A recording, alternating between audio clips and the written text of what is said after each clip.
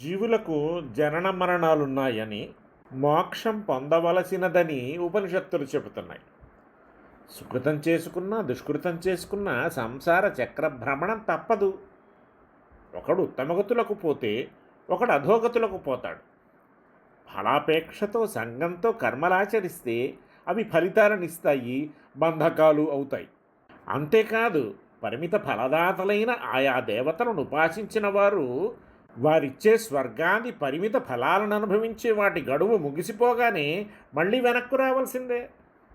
జీవుడు పైకి పోయే మార్గాలు రెండు.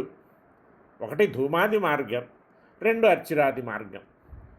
ఫలాపేక్షతో కర్మలను ఆచరించిన వాడు, పరిమిత ఫలదాతలైన ఆయా దేవతలను ఉపాసించినవాడు దేహత్యాగానంతరం ధూమాది మార్గంలో ప్రయాణం చేసి ఆయా లోకాలకు చేరుకొని వారు వారిచ్చే ఫలాలను అనుభవించి గడువు ముగియగానే భూమిపై మళ్ళీ జన్మిస్తాడు.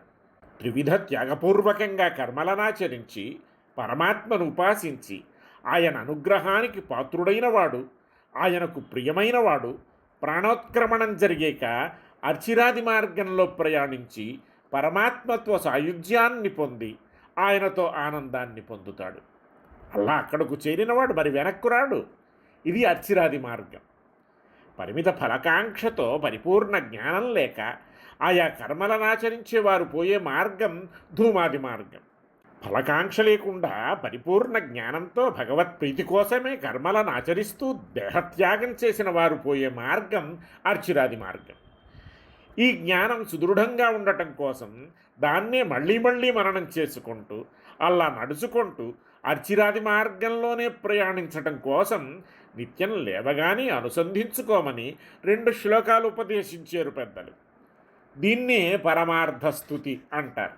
ఈ 2 శ్లోకాలను అనుసంధించుకుంటూ వాటి భావాన్ని మననం చేసుకుంటూ ఆ తెలివిని సదా మదిలో నిలుపుకుంటూ ఉంటే భగవంతుడే అహం స్మరామి మద్భక్తం నయామి పరమాంగతిం అన్నట్లుగా తానే వీడిని తలచుకొని పొందదగిన చోటుకు పోదగిన మార్గంలో తీసుకుపోతాడని మన పెద్దల విశ్వాసం. శృతుల అభిప్రాయం అదే.